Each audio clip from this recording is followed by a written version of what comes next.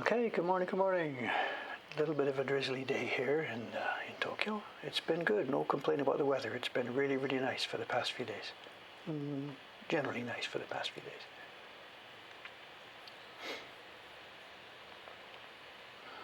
It's not actually raining right now. It's been raining and it's going to rain.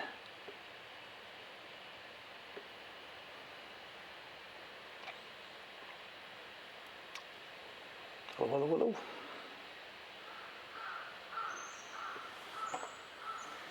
The big boys. I almost had a chance. I was coming back. I went for a walk on, what day is it today? Thursday. I went for a walk on Tuesday. Spent most of the morning out there. I had my little funny point and shoot camera with me.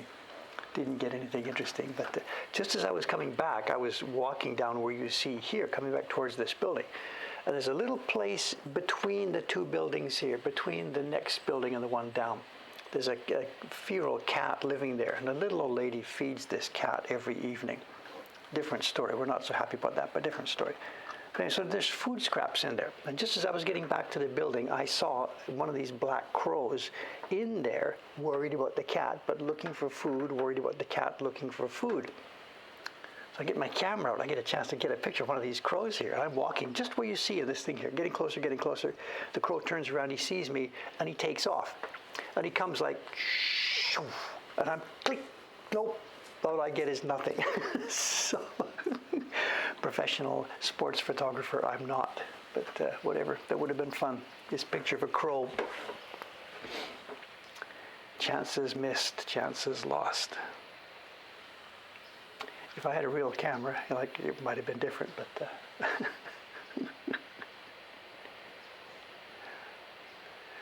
the birds are tough. For a professional, they're tough. Just for grabbing a camera out of your pocket, basically no chance. But it would have been a good one.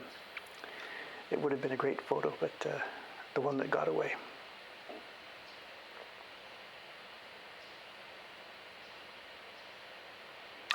That's what I should have done. That's right.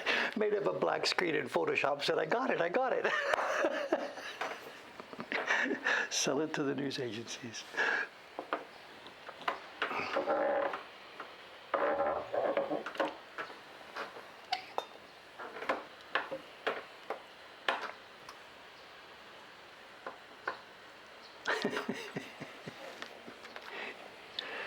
Okay, so you can see what's going on this morning. It's back to the tail, back to the tiger's tail. Let's get located here.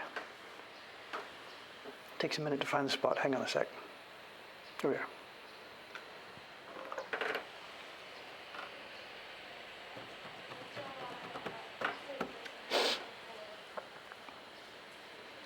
So the Golden Week here in Japan's finished. Today is back to work today for people who do that sort of stuff, And, it's been around a week's holiday for quite a lot of people. And banks have been closed, schools closed, offices, post offices, everything. Our ladies have been packing stuff, and they came in on their own time during the holiday.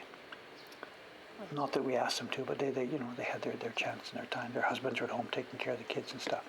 So a lot of packing got done over the past few days. And now today it'll be taking out to the post office. So it won't be just us either. The post offices will be jammed today here. So a ton of stuff will be going on. Of course, it's the beginning of the month, so the subscription prints, Cameron did the billing first of the month, and the prints are now flying home. So today will be a very big post office day for us. And tomorrow is a FedEx day. Omi will be sending me the stuff here today. We will receive it tomorrow here in Asakusa. And it'll be time for it's not the weekly, it's about every 10 days or so, time for the next FedEx box. Most of our subscribers in the US, we can't ship directly, so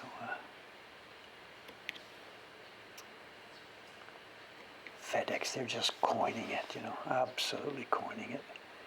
They used to have two price plans from Japan. They had the regular, what was it called, the regular express or something. And then they had a discount plan. They were still trying to build their business in Japan.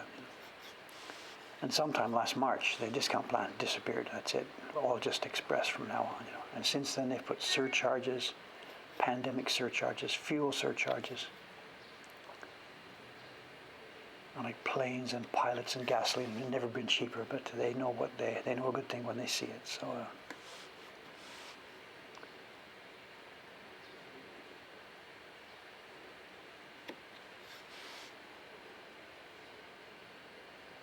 But whatever, we do what we got to do to get the packages out there. So.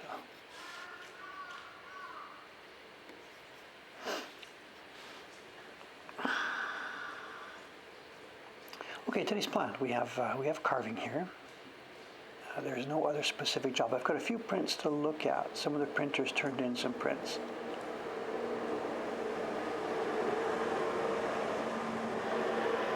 So I've got to check them over and maybe pull out some paper cheating. Not sure if I should do that on stream or later. I don't know. There's no embossing work. We have a show and tell, a traditional show and tell. Classic Japanese prints. No more attempts at jazz concerts, not today.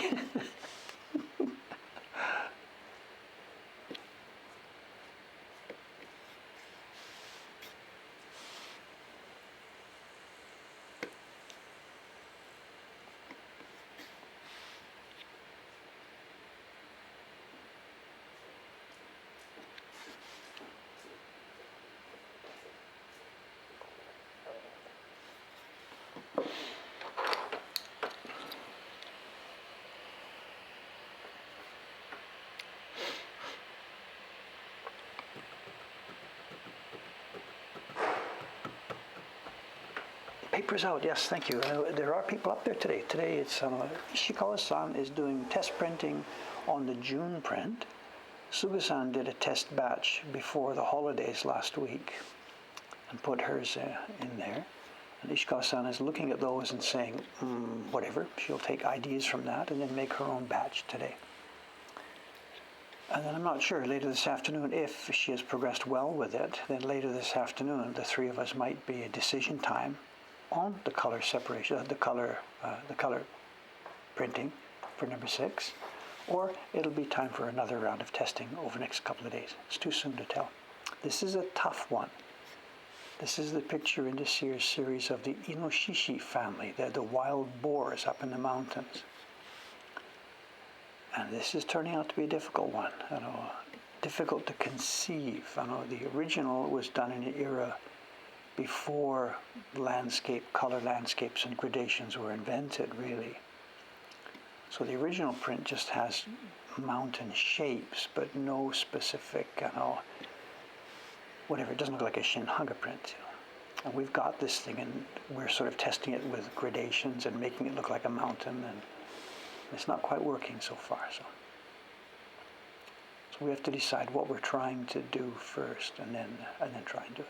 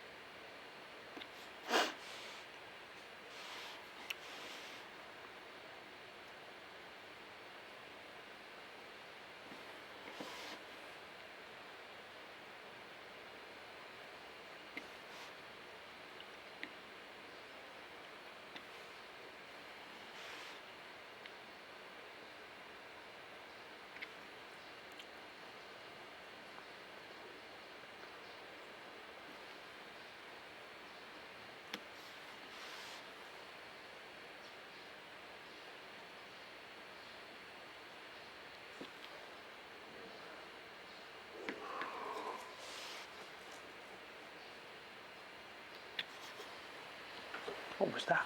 A dog?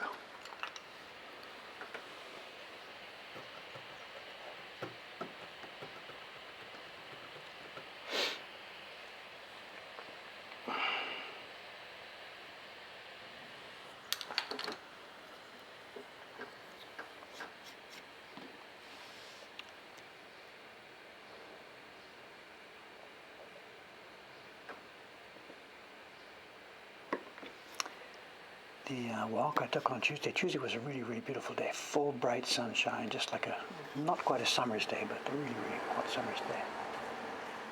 And I made a bit of, well, it's not a mistake, it's the wrong word. I've been walking and stuff recently on the Sumida River here. There's a terrace on both sides of the Sumida River here that goes from the Sasaksa area up north a ways, and then it goes down towards the bayside. And in recent weeks, I've been strolling and walking up and down on this terrace. Because of the pandemic right now, the terrace is okay, of course, but the boats, the water taxi buses are not running because of the pandemic. So if I walk down the terrace all the way to the bayside, I can't come back on the boat. I've got to walk back. So no problem.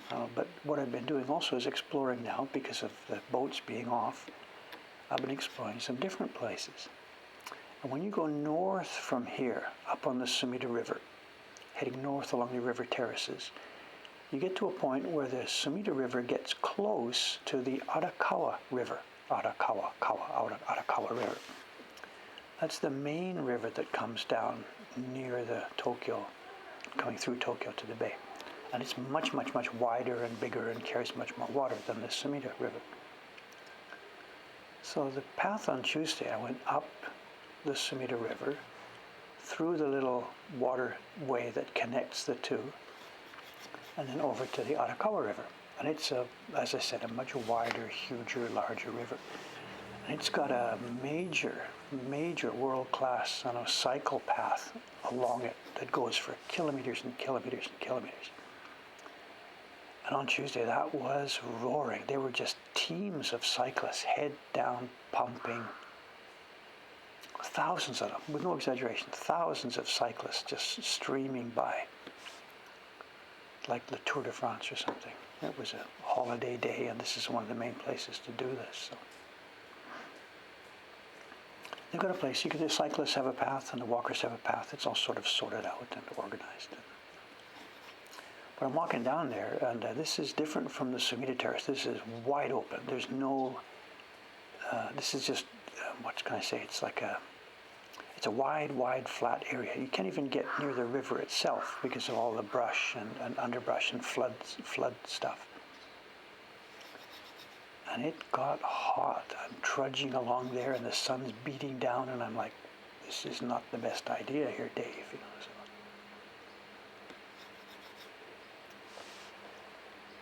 At one place there, there was a bit of a park and a clump of trees. So I parked there. And beautiful, beautiful time, sitting with your back to this tree on the nice grass. Something that's common in any park in Vancouver, but is really, really quite rare here in Tokyo. You can sit on the grass, leaning against a tree, and fall asleep.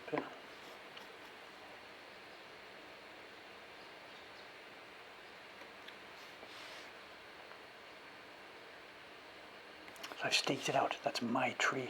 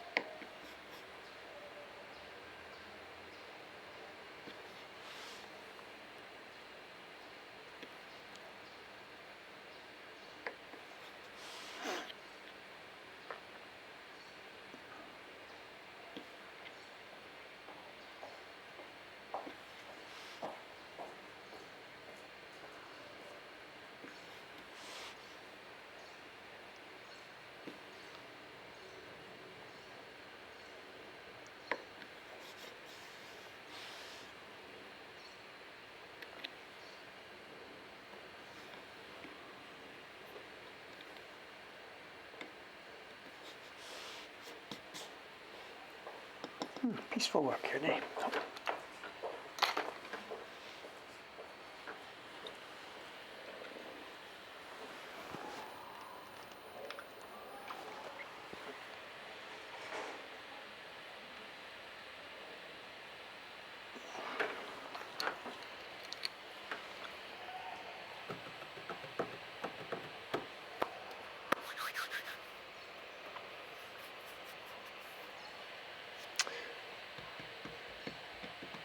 Oh, Starship was Starship testing this morning. I didn't see that. Did they land the thing? Did they land it?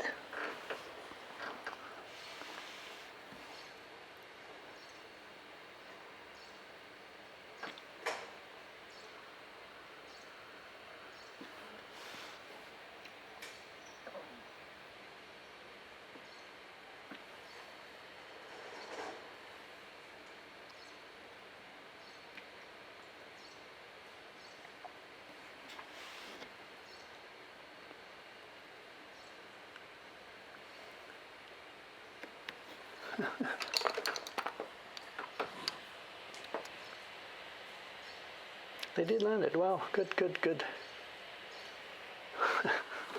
I have mixed feelings about that stuff, you know. I know what that company has been doing with stuff is obviously their achievements are spectacular. You know, the idea here that they can land all these boosters, the past few years we've seen this, it's become routine now. This is astonishing to me, you know. All the years I grew up, rockets were rockets, you threw them away and stuff like this. So the idea that you can keep enough fuel on board to be able to land the thing is just an astonishing experience. And I wouldn't have thought it was possible. I would have bet against that. I would have missed out completely. So, you know. So I think that's fantastic. The Mars project thing, I think, is less admirable. You know.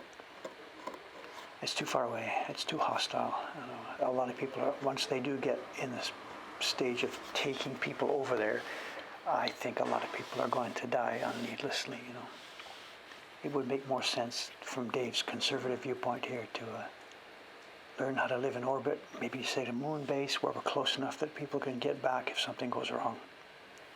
I would focus on those two things for quite a long time to come. You know. Get the transportation system built for those things. You know, Mars is just it's a cool idea, but it's completely, totally, absolutely impractical. It's also so extremely hostile to actually be there and live there. You know, with no specific benefit. It's not like we can mine it and bring back resources or anything like that. So mixed feelings. You know. But to that guy and that company, whatever, spectacular achievements. So who am I to, you know?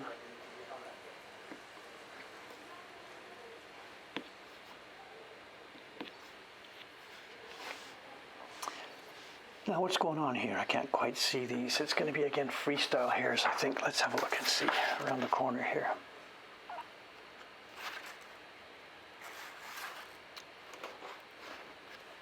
We're down here. They still come in their rows. The row follows round and another row follows round right to the edge here. Okay, so that's a row. This is a row. And there's some long ones here that cover between the second row and the third row. There's two long. Here we are. 1, 2. Okay.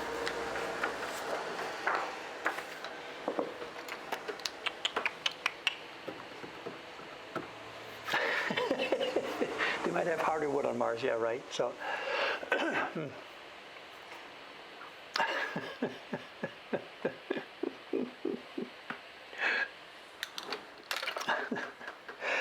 I'm really glad they're exploring this thing right now that's going on with a little helicopter up there. That is so cool. I would happily pay my tax money to put forward ventures like this. Absolutely happily. I'm not in any way against the space exploration thing. Absolutely. Just the idea of carrying human beings to Mars right now is, I think, a little bit, whatever. A little bit difficult. Also, I was curious about the copter, the helicopter thing that's up there, you know. I had been curious about that before. They said they were going to run it for a few days, and then the main rover was going to head off and leave it alone, and that was it, you know. And I was thinking, as long as it's got battery power, why don't you let it just hop along? You know, why can't it just make it, instead of going back and forth on the same thing that it's been doing now, why not just send it off in the same direction that the rover plans to go, so that they can stay in contact, you know? And if at some point it dies, but it's better than leaving it behind, you know?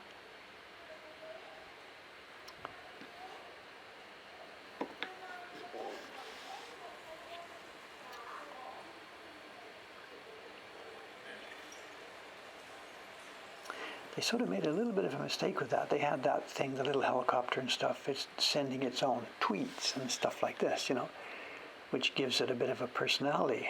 So that's okay, but they knew from the beginning that at some point they're going to have to drive away and leave it sitting there, And that's it. Can you imagine what happens that day? The rover drives away, takes the last picture of the little helicopter sitting there, and it's still alive. It's still got battery power and whatever. And really? Is that really what people want to see happen? I don't know. It's just a little robot, but there you have it. I mean, if it crashed and burned, that's okay. There was an accident. It's dead. Goodbye. Thank you. We had a real good time together, But just to leave it sitting there, and it's going to be like, hello? Hello? Hey, where are you going? Hey, wait after me.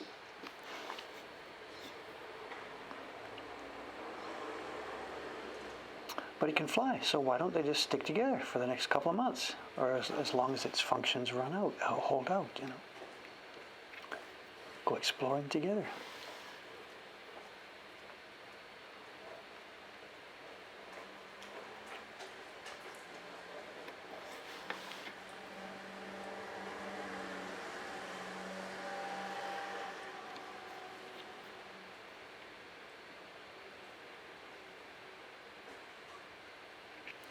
Some of these are thin hairs, and they're going to be on the edge of this thing, so I don't know how long they're all going to last, I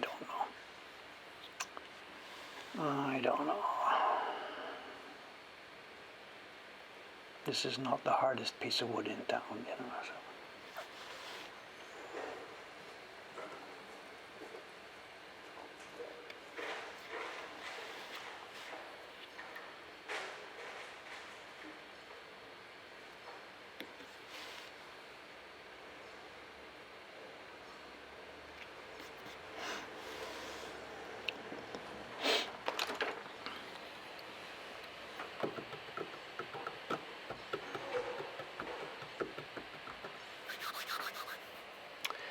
I mean, Dave, you're attaching human emotions to a drone. Not just me, everybody on this planet. I mean, we see that thing, it's up there. This is how human minds work. People love, people, whatever, they get attached to all kinds of stuff, whatever, inanimate objects. It's built into our nature.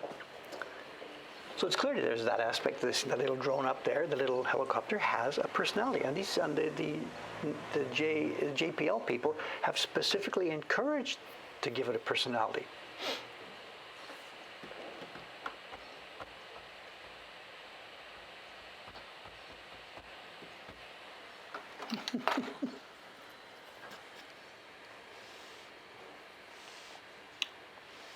Oh, it's fun. I would, as I said, I'm happily support those exploration endeavors. Wonderful, but people, no.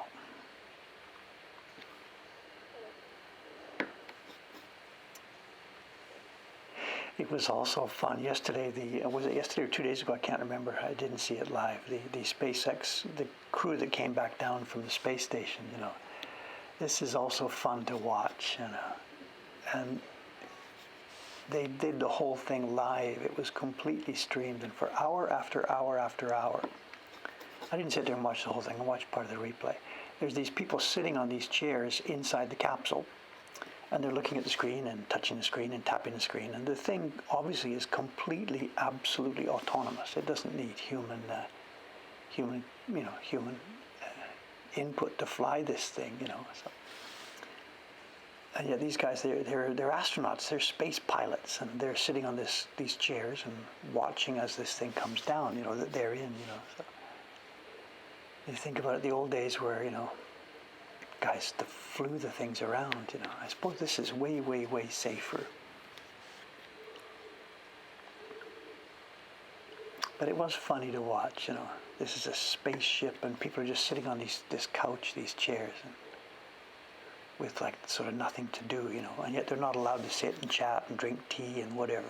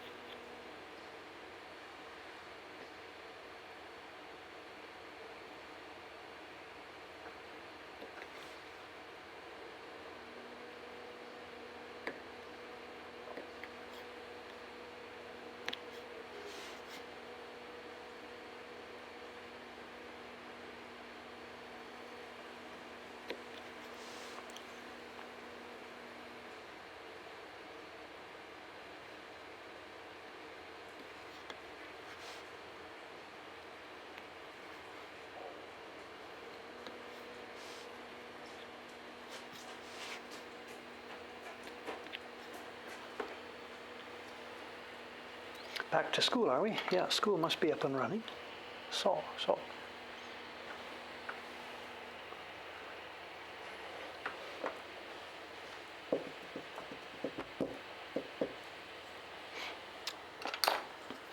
This tiger is going to take a while, and in fact, at some point, I won't.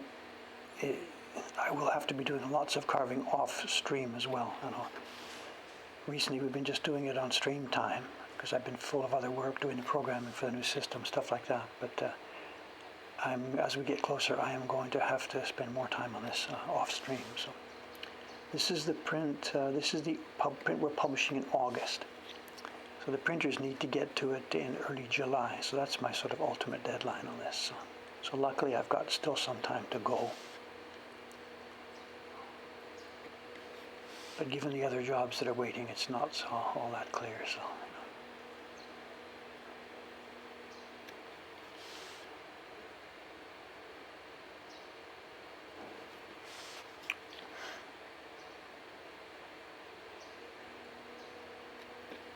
The new software is pretty much, it's not done with a capital D, but it is now ready. And Cameron and I are going to be talking today about maybe making the switch. Making the switch today or tomorrow, perhaps. It's still pretty quiet here this week, so not sure if Cameron's on the stream yet here. He might be here this morning. I don't know. So. And that's going to be a tough one. The software has come along. It's been tested. It's looking pretty good. But you can't move over, 5,000-6,000 customers from an old system to a new system and expect nothing to, And I ran into another situation with this last night. It's not a bug, it's a situation. Actually, maybe people out there could maybe help with this. I'm not quite sure which way to turn. We have in our database, we've got, most people are Westerners, but of course, we have people collectors, subscribers all over the world. So they have addresses in different character sets. Most Western addresses in Britain or Germany or Lithuania or whatever are made of an extended character set. There's ABCs plus the E acute and the Sildelis and all that kind of stuff. And this is all fine. It's all Unicode stuff. It's no problem. We have the addresses in our database in UTF-8. So the actual character encoding is no problem. But we have to be able to do things like print names and print addresses and print stuff like this on labels, invoices, packaging, stuff like this. We have to be able to print in different languages, which means fonts. So it's not just that we have the data from the customers in the database. That's okay. But for my system to be able to put out a PDF file that has all the labels so that the OME shipping center can handle that, I need fonts. And my system has to, when it gets to Mr. Customer X's address, it has to know, should I use a Western font for this? Should I use a CJK font for this? What should I use for this? And this is not easy for me to figure out. Just by looking at a character encoding, you've got to know what's the best font to use. Now, the browsers understand this. Modern browsers have some basic fonts and stuff in the background ready to go. And even if you can't read it, when you go to a page of a Japanese or Chinese website, the browser will show you those characters there.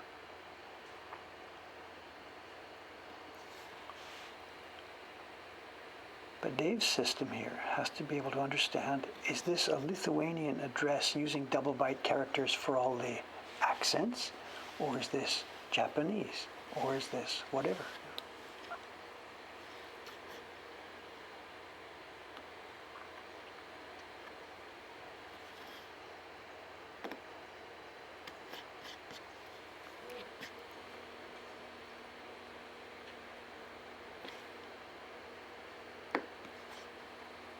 I've been testing it with a few addresses from, from Lithuania. Addresses specifically from that country are full of bizarre AB stuff, Comic Sans.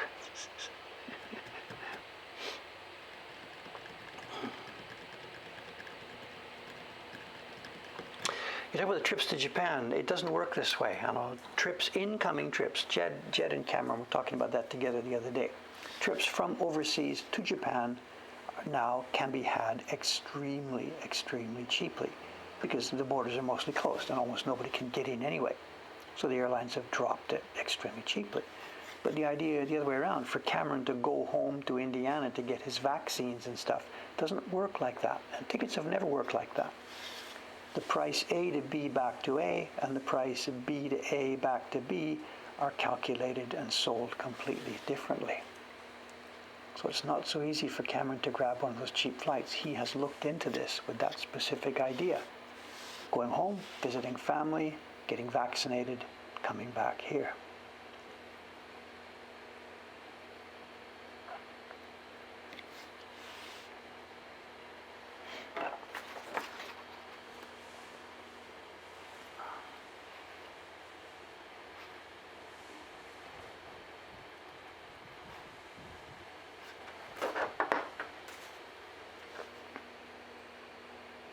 But yeah, $200 flights across the Pacific, whatever.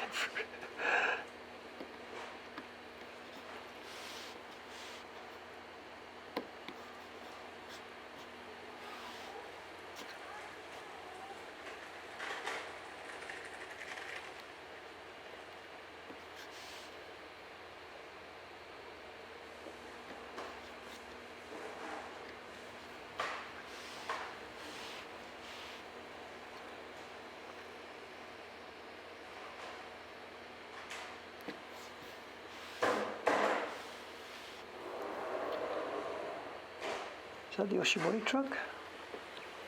Can't see him, don't know.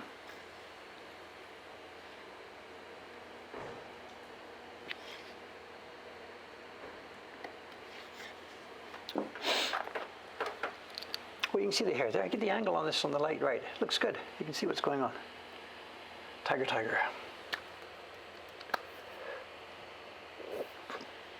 Yeah, it's going to be a fallback system with the font. So I'm going to have to build something in the background. When it's single byte characters, no problem. You just I give it a Western font. But I programmed it so that when it found double byte characters, it assumes it's a Japanese person in our database and it uses a Japanese font to put it out. Doesn't work like that. Like I meant the ones from Lithuania, they're all double byte characters, but they're still based on ABC, and those characters are not present in a Japanese font. So I'm going to have to dig in here. It's going to be like somebody said, a fallback system. It's really troublesome. I do not want to be mucking with that sort of stuff. I just want to build a system for sending out woodblock prints. But in order to build PDF files for the labels and the addresses and the invoices, when we were doing it with a previous system, it didn't matter because it was all running on our Mac. We had software that runs on the Mac. So the database had the character encodings in them. And when it came time to print the invoices, we printed it from the OS. And the Mac OS knows how to do this. It can make a PDF file and it recognizes all the ins and outs of what different languages are involved. But we're not using the Mac anymore. We're running, we're building this software up on a web host with a LAMP stack. So there's no automatic generation of PDF files. Nothing's automatic anymore.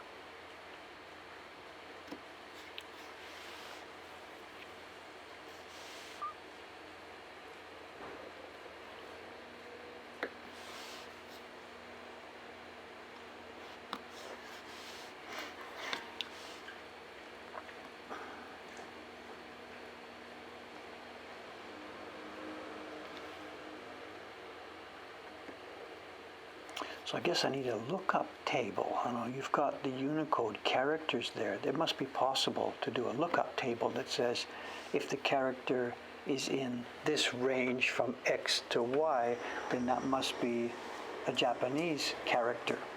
That must be how it works, I guess. The Unicode system must be set up into what's the word? I don't know what they would call it, blocks or something. So I'd have to inspect every given customer record, grab the first few characters, figure out which Unicode block they're from, use a lookup table, and say this must be Japanese or whatever. I guess that's the way to do it. Fun and games. Now that I think about it, maybe such a thing exists already, because it must be a common problem.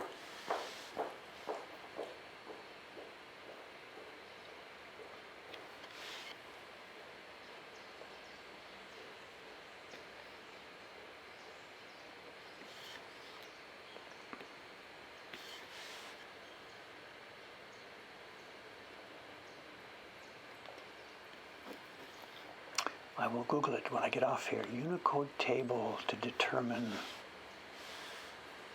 language. Unicode table determines character set. I don't know, whatever. We'll see.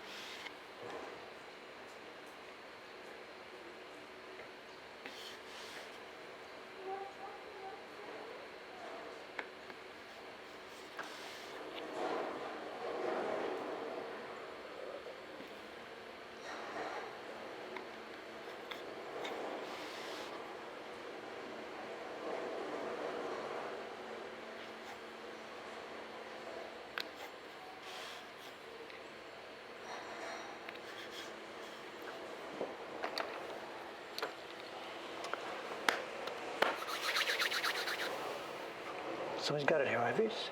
CJK, Unified Ideographs, Unicode block. So it's a block. If that's the way it works, if it's a start address and an ending address, then that's what I need to know. So if I've got something in our database that's a name or address on an invoice, if it's within a certain block range, I switch to a Japanese font. This looks doable. This looks doable. Thank you. I'll follow the hint later. So a select statement giving UTF characters in a certain range. So they are bundled together. Okay. I mean, if there was a single font that covered all of Unicode, I mean, I don't think that's possible, right? It would have to have infinite number of characters, or whatever. I don't know if that's I don't know if it's practical or even physically possible. I don't know. The solution I've got at the moment, as I said, is not working because it just simply says if double bytes are present, use a Japanese font. But the problem is there's lots of double byte characters used in Western names and addresses. The one I mentioned before, my test case of Lithuania, whatever. So there's lots of Western stuff that uses double byte. So I can't just test for double byte. That's not enough. But I'm going to have to do this. Test for zones, I guess, ranges. Okay, this is doable.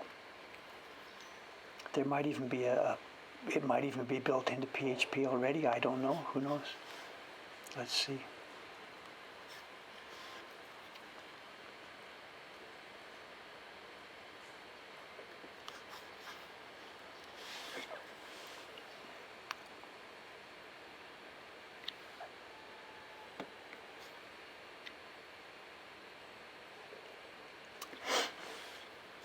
It's fun, fun that stuff, but distracting from this kind of work, absolutely distracting, but fun.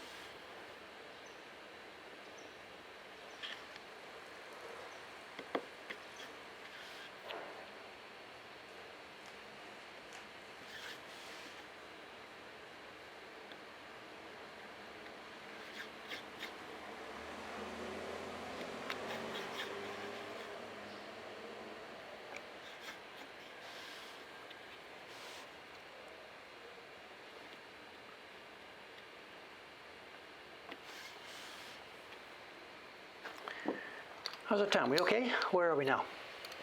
8:44, no problem. Keep carving here.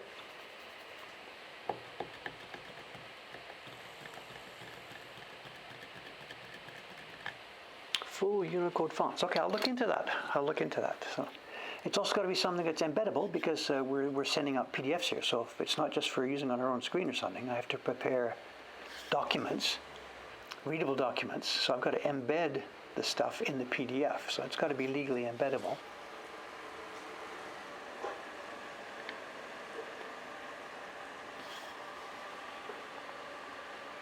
It's the vegetable guy. So this is the one that parked here. Remember the other day? He parked here and delivered down the street. It's the same truck. Going to be a new routine here. Yeah, he's opening the back door. The camera's the wrong way, I'm sorry. But this is a vegetable delivery. Something new.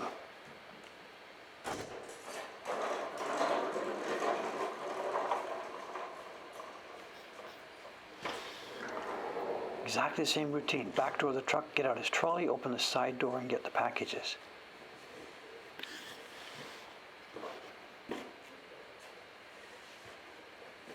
And then disappear. But last time he went round the block, remember? So if he does the same thing this time, he's going to disappear down the street and he will come back round in front of our camera. If. The big excitement of our day, the vegetable man is delivering.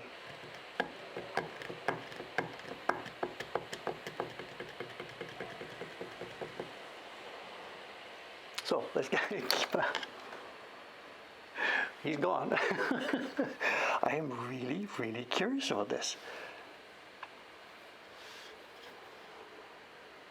It's funny too. I don't know why, but these things happen. Like this guy's doing this, and the other day when he was delivering this, right away I made some kind of what's the word? I was thinking that it's clandestine. He doesn't want to park the truck in front of the restaurant because that restaurant is cheating on their closing rules with Corona and stuff like this. And there's no reason I should have an evil analysis of this. There's probably a totally simple reason for the guy parking his truck here and delivering down there, but for some reason Dave or his mind wants to jump to the more dramatic analysis of this. It's just a guy delivering vegetables. But why did he go around the block?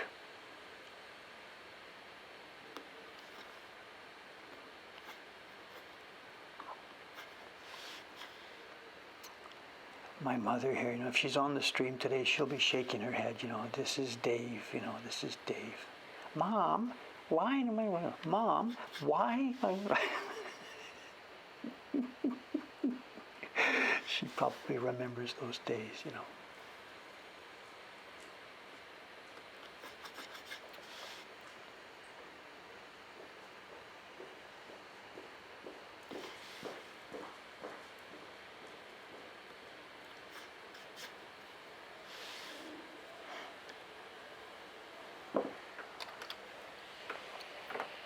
Keep her eye out. Maybe a few customers, yeah, but a new guy just showing up. I can't believe he's got a customer database around the back here. Or it could be that it's a regular guy, but he just changed his parking spot. He used to park somewhere else and there's construction going on and he did his delivery to 1, 2, 3 places. Now he's found a new place to park. I don't know.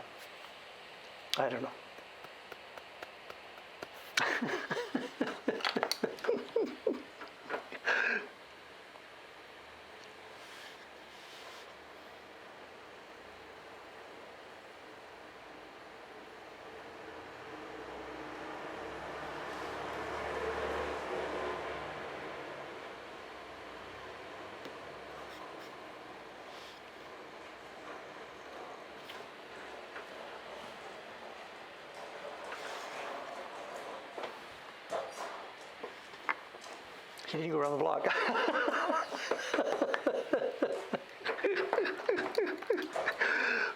He's packing up. He's come back up with his trolley. He's put it into the truck. he's now lifting the trolley into the back door of the truck. So he made a single delivery, it seems, and came back.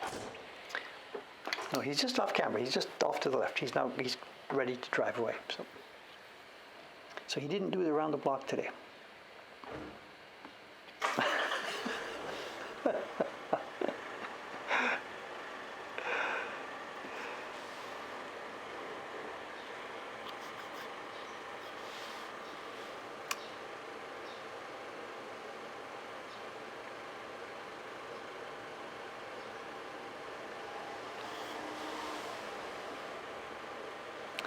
The thing is, too, you can never talk to people about the stuff. Like if I had been standing out there just killing time, whatever, and if he'd come by and done this. In Japan, you can't do this. If this was Canada, whatever, you're there, you don't know each other, but it's how you doing, and you can actually have conversation and talk and stuff. Here in Japan, it's impossible, absolutely impossible.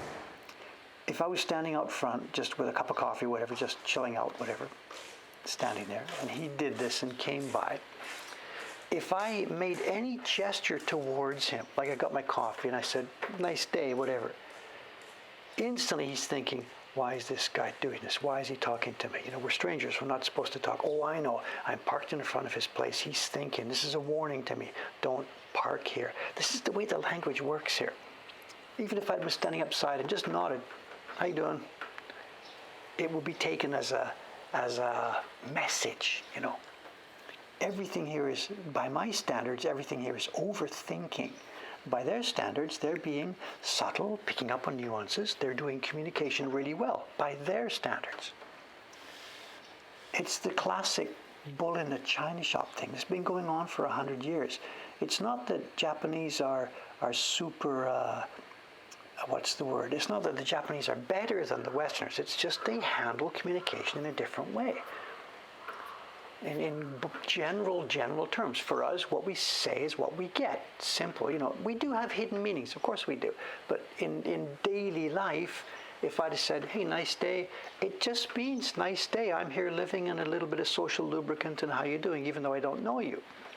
But his cultural rules would say that there is a reason this guy is doing this.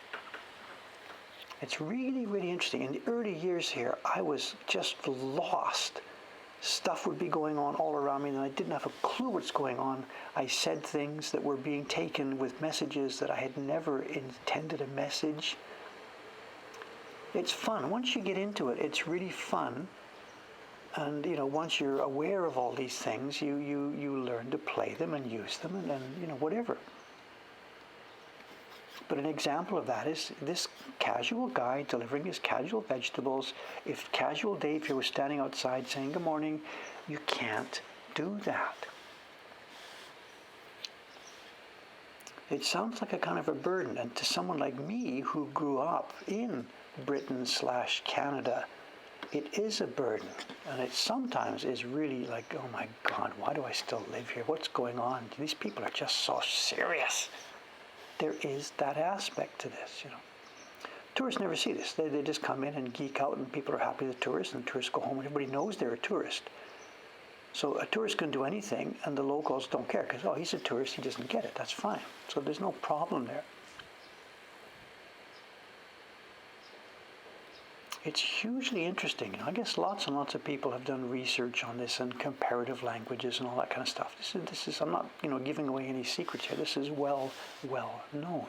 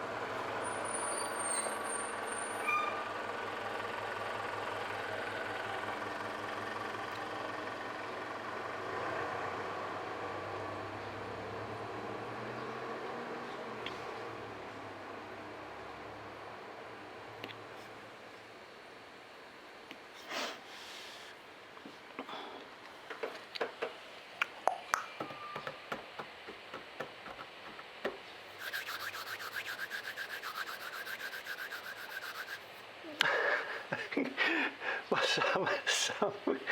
so with the marriage, I mean, this thing I mentioned about the communication differences, of course, when you're young and you're new at this, you don't know about this, you marry a Japanese girl who is, Japanese and you're not.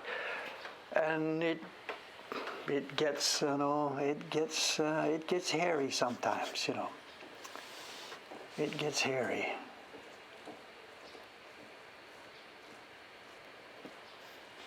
We learn too little, too late, stuff that I know now that I just didn't know then. If I were finding a new partner here now, I know how it works. It would be easy now. No, that's all in the past now. But when you're falling into it, I remember the deal. You know the story that I met the girl overseas. We were already a couple. We had 2 kids. We were getting along, whatever, when we came here.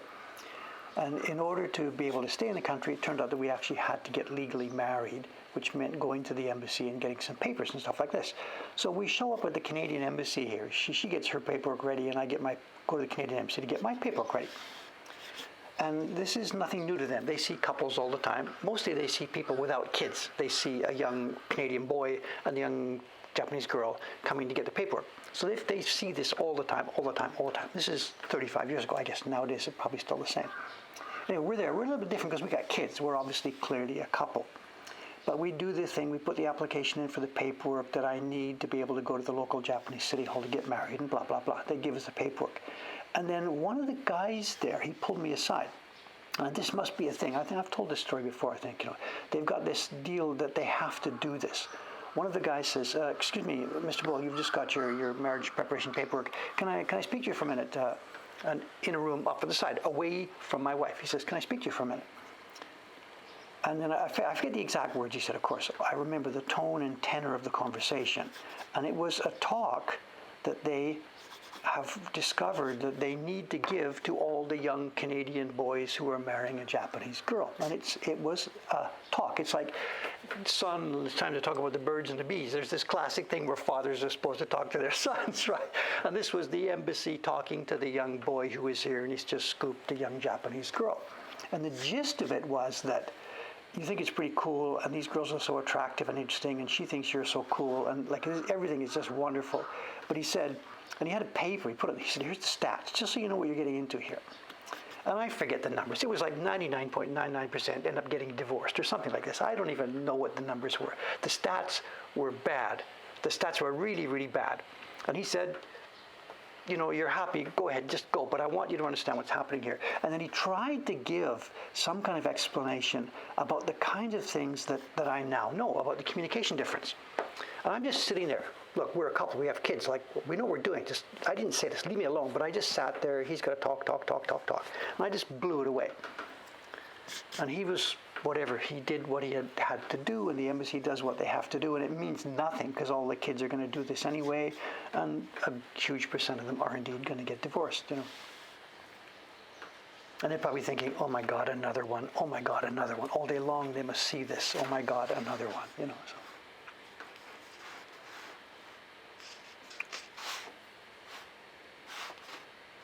That is empty space. I wasn't quite sure if that's empty space. I can clear it out. But he was right. Here I am. Years later, we're divorced. So away we go. So, but what do you do? What do you do? What do you do? What do you do? What would I do if I were in his position, and if there was young people around me, a young Canadian guy was saying, I got this Japanese girlfriend. What do you think? Should we get married? What would I tell him?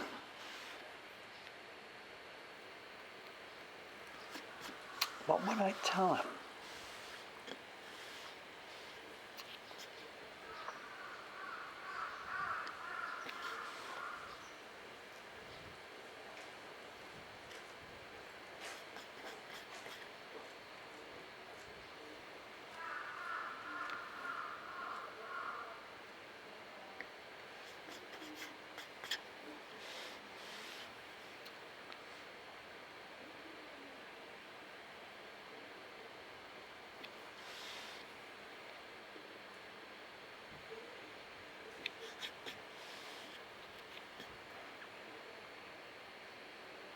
These hairs now are getting bigger and bigger and bigger, and this is up. This is going to get into more fun territory. A lot of these hairs are, before we had little tiny scraps, but now we've got hairs with body. These are big long hairs. There's a shape, there's a feeling, there's a mood to them. These are going to go easier.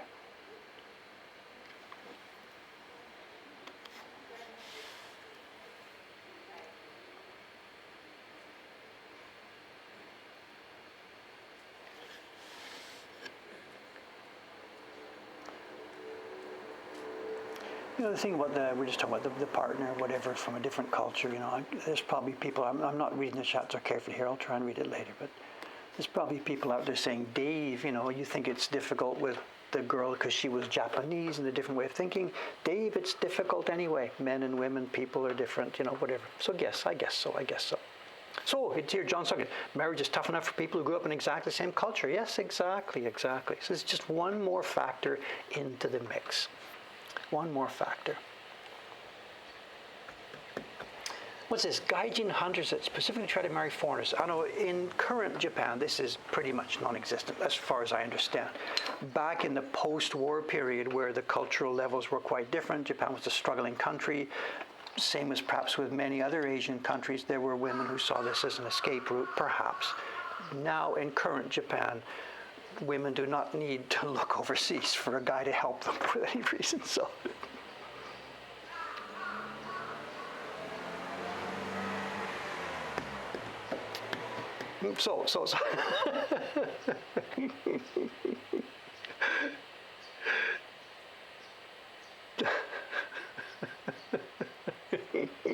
Cameron's wandered in, and what's the conversation? So what Cameron said is he's just entered the chat. He doesn't know what's the history is here. So whatever. Good morning, Cameron. Cameron, get some good quality time with the family. I think I talked to Cameron a little bit back and forth during the last few days. He didn't actually get a complete full holiday. He's sort of in, out, in, out, in, out. I think Tuesday I took my day off. I watched the weather report, and Wednesday I did my programming. I think Cameron did it the other way around. Wednesday he tried to do the family day. He got caught in the rain, I think.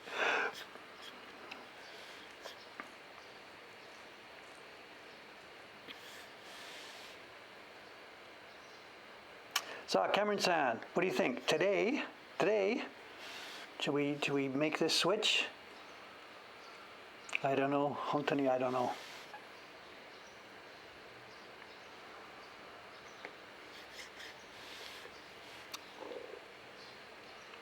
Cameron-san, there's one more aspect to this that I didn't mention yet in the emails that I switched back and forth with you about this transition. I've been thinking we have to import all the old data. We don't actually have to import the old data before we get started. We can get up and running with the current active set of data, the people who are ordering this week and stuff like that, and run with those. And I can import at my leisure the historical data. It doesn't have to be done first.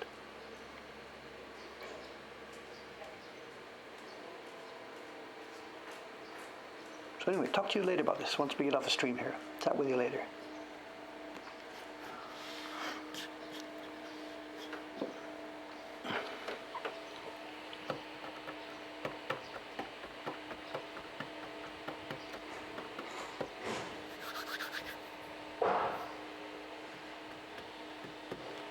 Dude walked by with his mask on his chin, did he? I did that too. I went for a walk along the river yesterday, and I've got my mask down, and whenever anybody gets within like 10 meters or so, up it comes. This is common here. This is common. There are very, very, very few people who are not masked, and they're sort of the kind of people you would walk on the other side of the street anyway. Well, you've been seeing people walk by. I'm sure it's 99.9% masked, sure.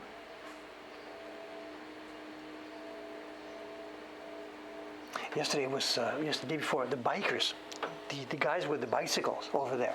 None of them were masked, I guess you can't go pumping your bike down a 15-kilometer course wearing a mask. But how dangerous that is, I don't know. I mean, we're outdoors, the wind is blowing, you're on the riverbank, and zoom, zoom, zoom, zoom, these bikes are going by.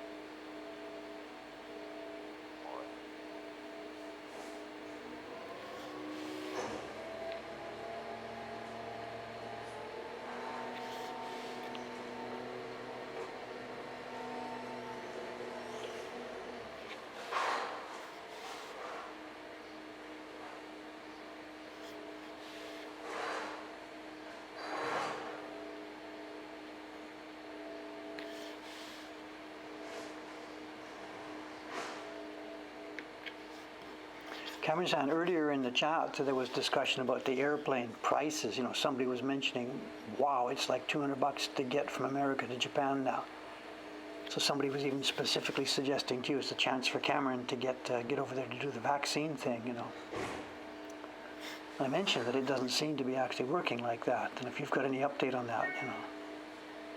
Flights from America to Japan seem to be dirt cheap. The other way around does not seem to be the case. I don't know.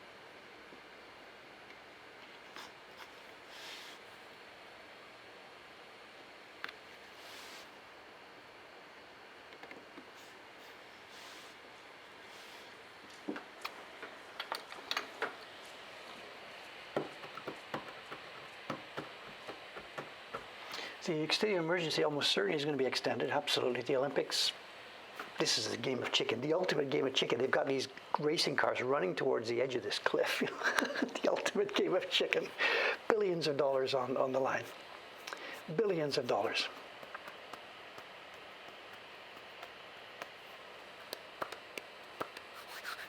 Yes, we're quarantining people. The only people that can really get in are returning Japanese or returning residents. If I or Cameron did go out there, apparently we can actually get back in. But it's at least a 2-week quarantine.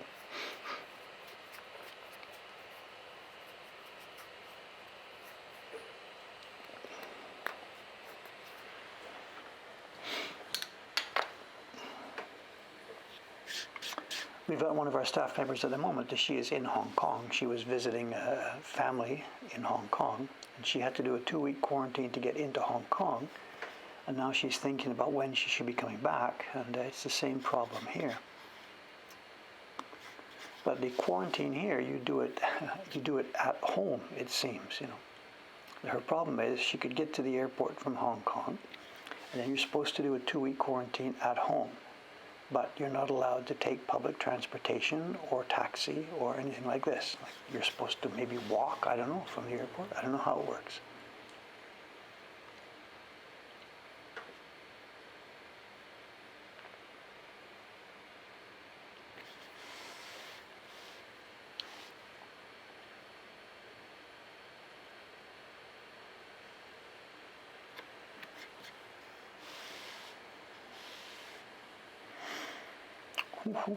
These are thin here. How do we do this? Let's see.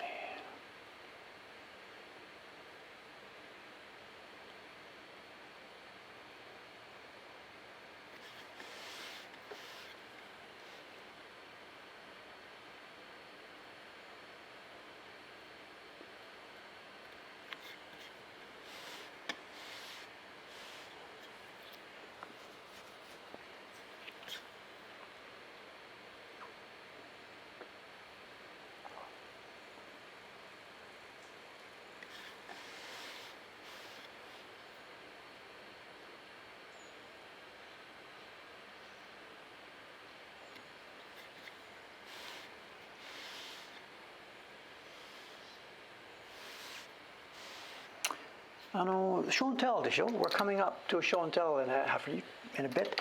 We can do some, if somebody wants to do a bit of research for show and tell. If you can, let's see, type in Yamato Nishiki, and the designer's name is Suzuki Mannen, or it could be Bannen. I don't know how they write it in English. Reading his characters of his name here in Japanese, it could be Man or Ban, and then Nen, Mannen or Bannen. So if you look up Yamato Nishiki Suzuki Mannen, and we're looking at a set of books. There's 5 books in the set. So if you want to do a bit of background research on what we're going to look at today in show and tell, you can have a go at that. Yamato Nishiki, 5 volumes, Suzuki Bannen. The date should be somewhere, I don't remember, it's in the books. We'll look at it when we get to it. It's Meiji something. I don't know what date it is.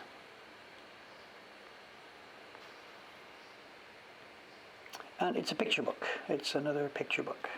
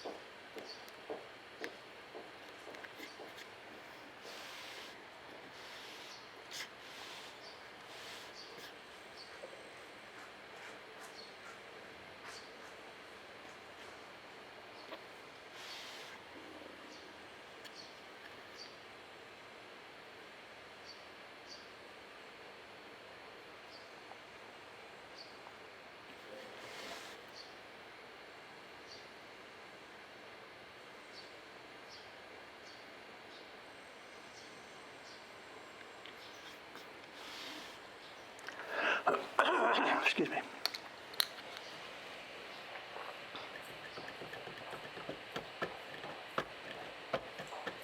Oh, somebody's found it. A few links. Good. Okay.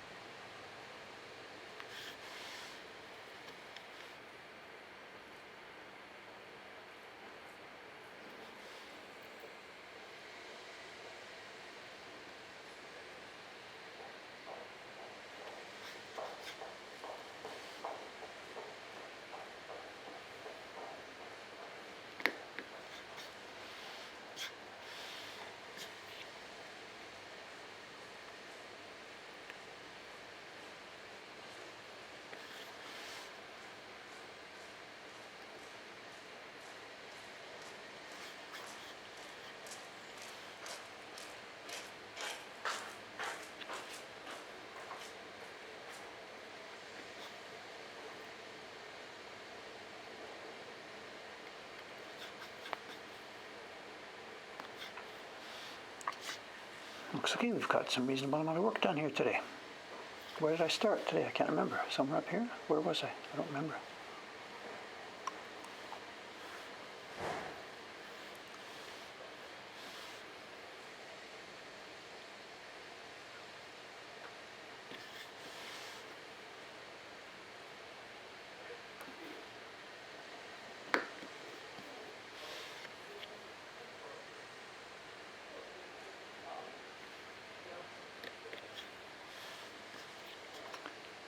this one.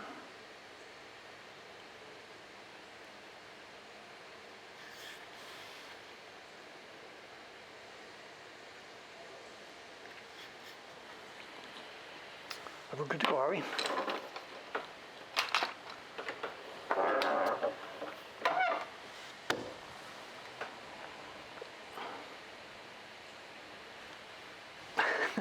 It's like we've been doing this and now we're zooming out and we're going to see where we're going to be going over the next few days.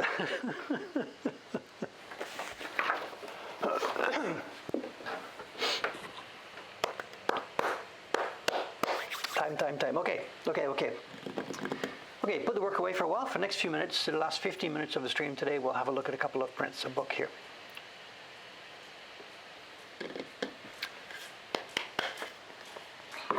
Okay, we've got the show and tell, as I mentioned. Before we look at that, just one quick thing. I have to open a package of prints here. This came in last night from one of our printers yesterday. So I'll be checking these prints today. After the stream is finished, I'll be going through the prints in this package, looking for bark and stuff like that. Then these will be going through to our workshop in Ome. These are back number prints. You've seen these before. These are not new. This comes from Chiharu-san. She just finished this batch of prints. And maybe you don't know, this is how we make these. These are the prints from our yokai series, the yokai face-off series. We did a series of prints in pairs where we took an old image of an old yokai, a bakemono, a terror, a ghost figure, whatever. And we paired them up. And we took an old image. This is from Kawanabe Kyosai in the 1890s. And we created with Jed. Jed created for us a set of new horror images. And the horror being not blood and gore and stuff like that. The horror being, for a Japanese person's viewpoint, the situational horror. This is the middle school, high school girl. The university entrance examination is coming up tomorrow, and she's fallen asleep doing her studying, and the forget everything yokai is sitting telling her all the wrong answers to tomorrow's tests as she sleeps. It's sort of a horror story. And we did a year's series of that, and they're not super popular. They're not our most popular series. The Japan Journey series is far and away the most popular. But the series on this is, we call it Yokai Face-Off. The title on the book, what is this? Jintai, something I can't read, Warigaku. It's exercise or health, whatever. Jintai, human shape, human body, something, study. I don't know the character at the left here, I'm sorry.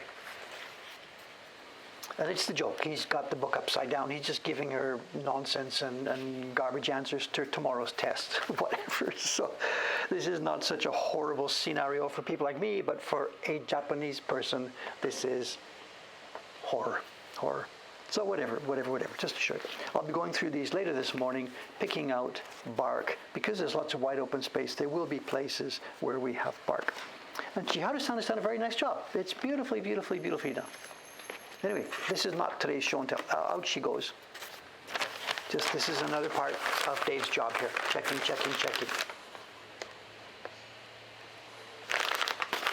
Okay, you got it right. Jintai Kaibogaku. Cameron, what's the meaning? I'm sorry. Cameron has really studied Japanese, much more than I have, Cameron did the time. He did the time in the chairs, sitting, studying kanji. Human anatomy. Okay, thank you. Okay, what we got here? This is 3 books from a set of 5. I don't have all 5. I've got 3 of them. I think actually there might be another one over in a box in Ome, but there's undiscovered stuff. Whatever, I don't know. It's a nice small set of picture books. There's no story, there's no text, it's picture books. And the date is, I should have looked this up, whatever. I thought maybe you guys would have found this by now. We have the publication date here. It's Meiji 21. We have Meiji 21, the 5th month, and the 10th day is the official date of publication. And as I mentioned, here's the artist. It's Suzuki Mannen or Bannen. If I was guessing, it would be Mannen, but it could be Bannen. And the publisher is Tanaka Jibe or Jihei. jihei, jibe. They have different baba, hei, baba, hei, be. So I would guess it's Tanaka jihei. And as I said, it's published in Kyoto. It is a Kyoto address for both of these guys. And what we have here, we'll just look at one of them today. I'm not going to spoil it by going through all blah, blah, blah, too much stuff. Let's spend some time and go through volume 1 of this. We'll save some of the others for later on. Somebody got it? 1888. Thank you. Good, 1888. And this is something fun too. When they put out sets of books like this was a common thing back right through the Edo era. Book 1 has a very readable title. Kids could read it, anything. Yamato Nishiki. It's in the hiragana writing. They didn't want to just stick the same label on all the books. This was very, very, very common. Whenever you had a set of 2 or 3 or 4 or 5, whatever, they varied the calligraphy. In volume 2 here, they've upped it from hiragana into the kanji characters. This is Yamato Nishiki, and now we have volume 2. And moving on to volume 4, I don't have 3, I would not have been able to read this. This is completely made with ateji. They've grabbed some other kanji that means something completely different, but this must be ya and ma and to. I can't read these, I don't know these, but it's ateji. And if somebody had just seen this all by itself, they're like thinking, how am I supposed to read this? It's just a way of dressing things up and giving it a bit more poetic and enjoyable feeling. But there's the name of the book, Yamato Nishiki. Yamato means Japanese style. Nishiki, the technical meaning is brocade, a type of fabric that is woven. But in the terms of the print world, it became used as a word that just meant colored, interesting pictures. So let's have a look at this. There's a little bit of a preface, blah, blah, blah, blah, blah, blah, blah, blah, blah. And this is interesting. This is fun. Why would they do this? I have no idea. The table of contents is written also in Western lettering, Romaji. Here's your title of your book. Yamato Nishiki Shohen Mokuroku, the table of contents. Shohen is the introduction. First edition or volume 1 or whatever. Maybe when they did this, it was marked as volume 1, so it meant they must have been planning more. But it's common to see volume 1 of any series. It doesn't say volume 1. It only became volume 1 after they published some more. So volume 2 is a number, but volume 1 doesn't have a number. It's like when people were living in 1000 BC, they didn't call it BC. That didn't happen until we got to AD. Anyway, it's fun. I have not studied these all. I have not translated these all. Let's just take a look at some of the little pictures in this very delicate little book.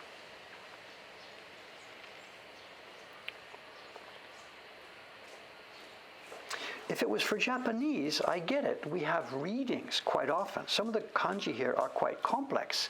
They're kanji that we don't use today. And it would easily be the reason for having this for people that couldn't read the kanji. But you've got a double barrier, I mean, why put it in another form that was difficult to read?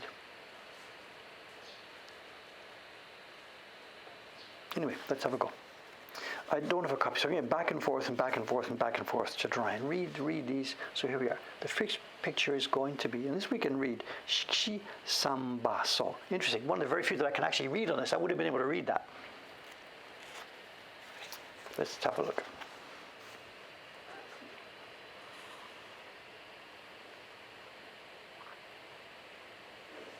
Much of the book is sorted out by seasons, as you'll see. We're going to go through bit by bit by bit, and it's seasonal.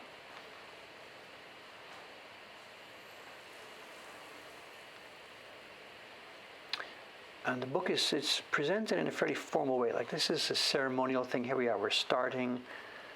I don't know the reference. It might be from Kyogen theater, I think is my guess. It's a dance from a Kyogen, which has some meaning about starting up and going. Let's just go through it. This is a double spread. This is historical. This is Japanese mythological historical. We have our lady in the cave with the mirror.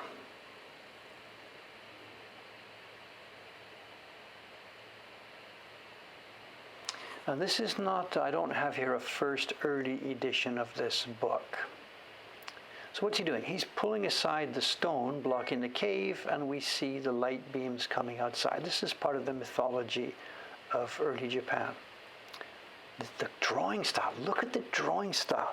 There's a guy playing flute here, but look at the fire. Look at that. That is so interesting. Bunch of firewood, bunch of flames, bunch of smoke.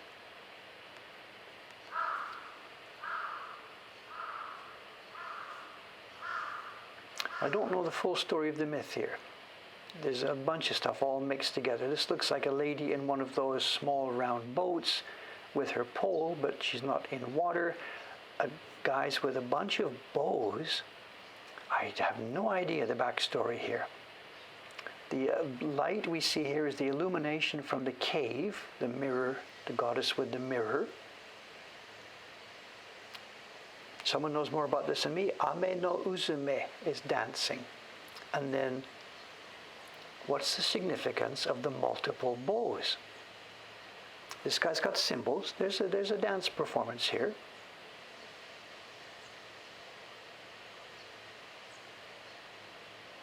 But the drawing style is so much fun. So much fun. Everything you see here is carved. You can see, for example, the texture on the ground. You can see it's pressed into the paper. Everything you see, every dot and line has been carved on wood blocks, just like you saw me doing over the past few minutes. And it's not a lot of blocks from here. So it's the mythological story, right? The music and dancing are to lure the lady out of the cave. I don't know the backstory behind the backstory, but yeah. So, but why the bows and arrows? I don't know. Anyway, let's move on. This is an interesting way to start the book, and a number of Hokusai's picture books start the same way, with a picture or another from one of the foundation myths of the Japanese polity, the Japanese country. So this is a common way to start a general picture book. And now we're just going to go. We are going random. It's all over the map. All over the map.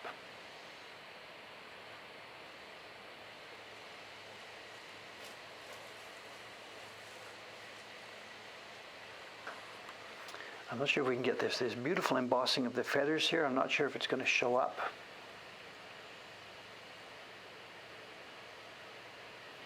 And this will be related to the previous one. This is tension below heaven, something years. I know there's going to be a thread here of the poetry and the pictures.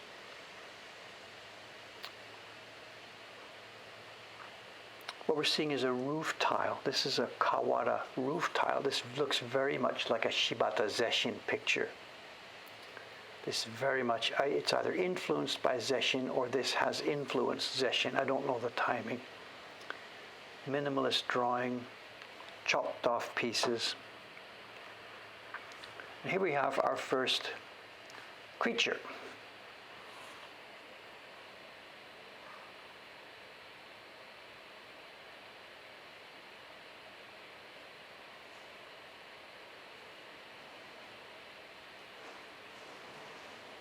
You tell me. I know my guess, going by the coloration and the fur and the shape, this is presumably a tanuki. Let me skip back to the title page and see what it says about this one.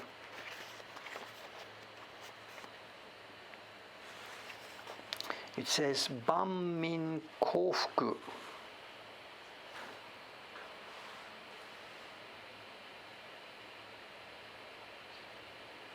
Under my finger here. Banmin Kofuku. And I'm sorry, I don't know. It's not that kind of a tanuki. It's a more realistic tanuki. No idea. I think we have a moon. It's clearly a tanuki, absolutely.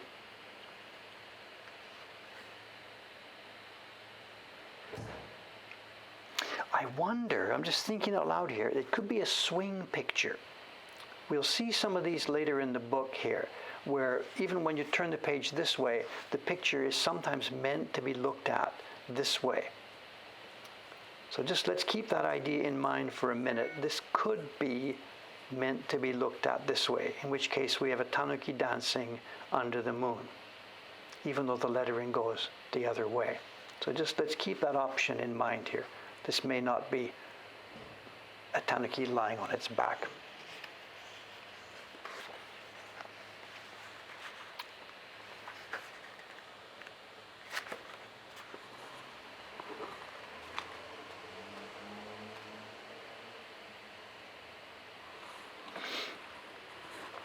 What I should have done actually, in fact, tell you what, let's do this. Let's make a date on this. There's so many of these pictures that I don't know and we don't know and we don't understand, but there are clearly people here in the chat. Mr. Dangaksha knows quite a bit more about this than I do. So tell you what I'm going to do, let's make a date. It's already 9:30. We don't have so much time.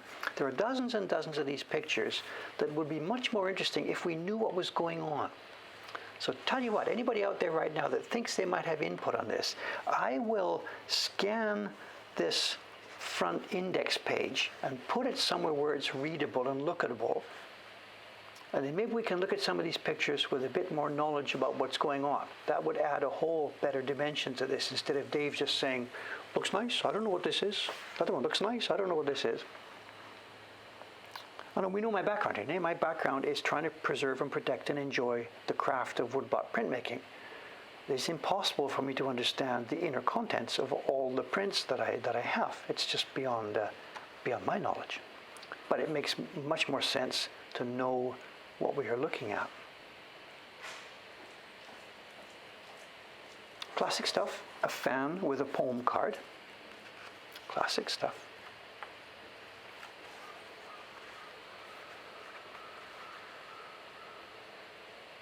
Okay, now I said it's going to be a seasonal, and we're now to have this title page. Ichigatsu no Bu, the January group. So the next pictures clearly have some relevance to January here. This is the first something that I can't read. Minimalist stuff, they're just a couple of tiny brush strokes. It's all you get, yet we know what we're looking at.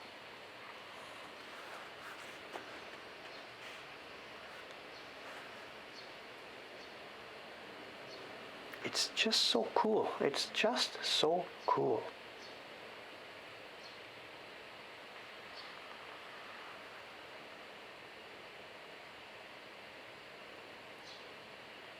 This is looking back. It's ukiyo. I can't read the character. Hang on. Let me flip back to the title page. Hang on a sec.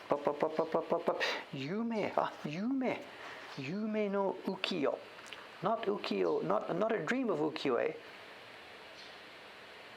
Dreamable ukiyo-e. Is this Hamlet with a skull? There's stories here. There are so many stories here. A monk with a stick and a skull walking around the entertainment district. This is the Yoshiwara, where the ladies are behind the screens for display and stuff like this. There's a story here.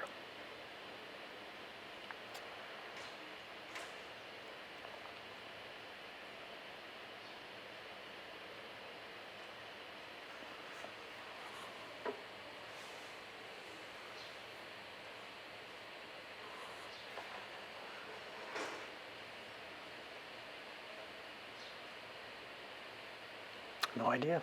I guess it's a dog, I guess. I guess it's a dog.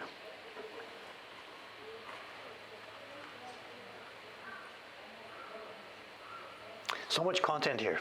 I'm not the guy to be showing you this stuff. We need two Daves here. The Dave who is interested in the craft and the technique of the woodblock printmaking. Then we need the Dave who is super knowledgeable about Japanese history and Japanese culture. Cameron! Cameron!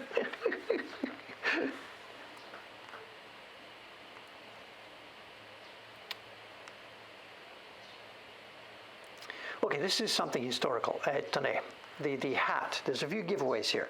The hat. This is a symbol of a Korean person, either in Japan or not. And are we looking at Mount Fuji? So are we overseas looking back from Korea to Japan? Or are we, you tell me.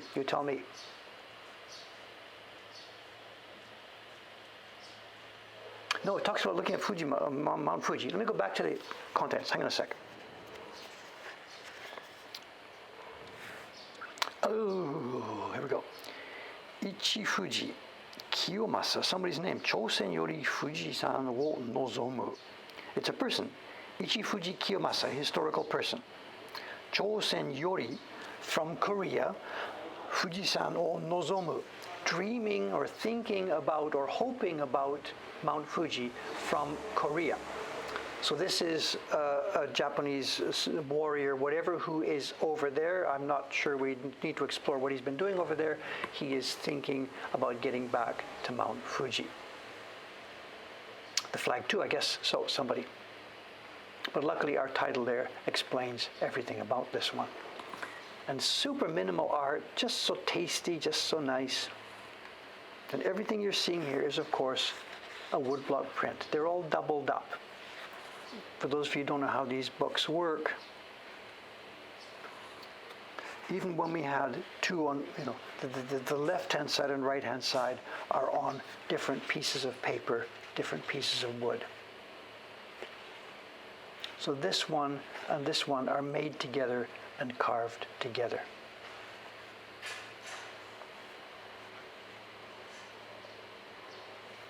Okay, just one more and then we'll close it up. I'll put, as I said, I will scan this and put it online. If you're interested in checking about these titles, write to me and we'll get the information passed on, ready for looking at some more of these next time. What have we got?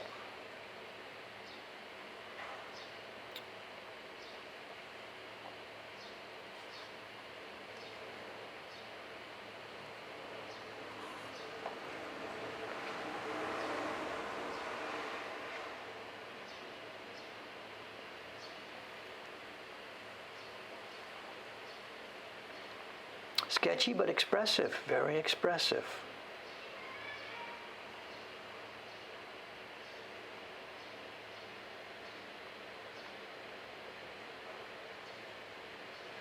Let me check back to the title page on this one.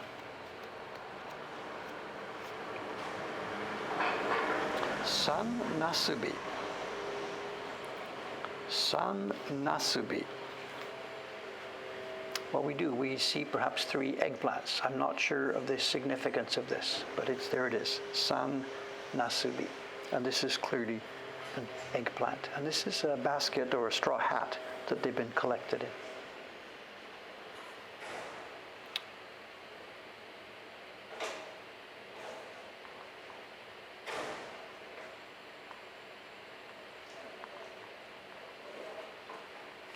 Well, there is so much here. It's funny, Dave here is flipping through this without too much knowledge of what he's seeing, but you could assume then that a typically educated person of 1888 who was looking through a book like this, he knows the allusions, why they're talking about 3 eggplants, this is good fortune or something. He knows the historical story, this general who was over in Korea causing mayhem or something, I don't know. So every page is a known thing.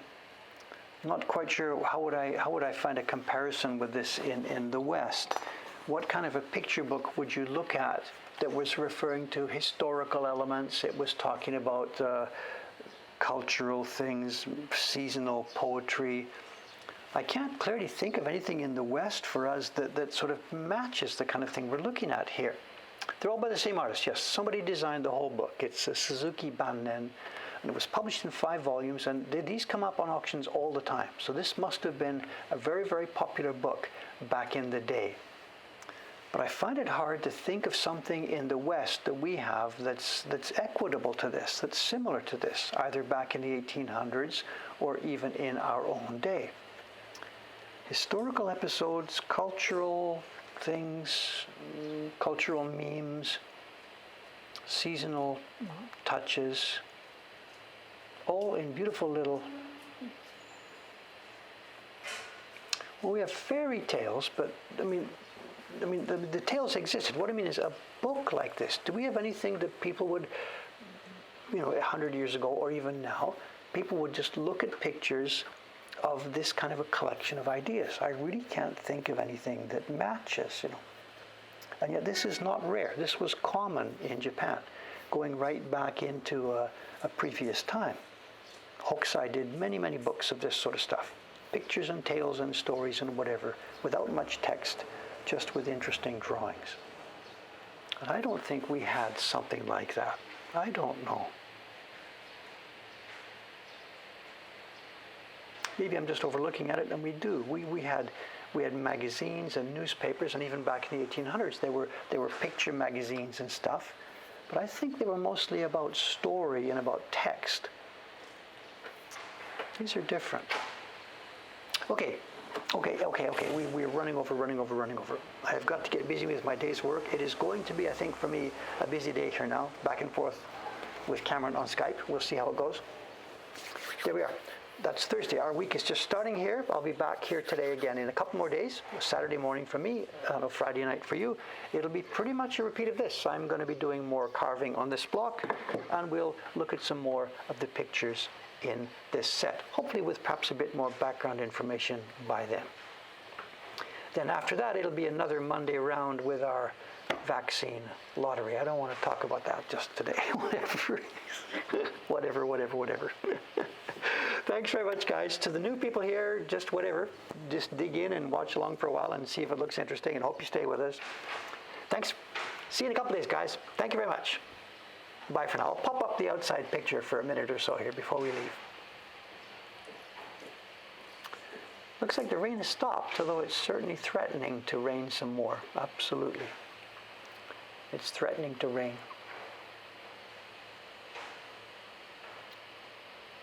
Is that a guy without a mask? He's got his mask under his chin, this old dude walking down. Yeah, mask is under his chin.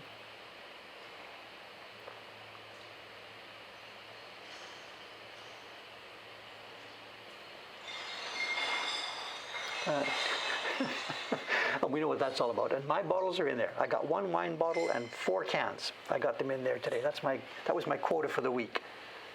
1 thin bottle of wine and 4 cans of Guinness. Okay, guys, I'm out of here today. Thanks very much. See you in a few more days. Bye for now. Bye.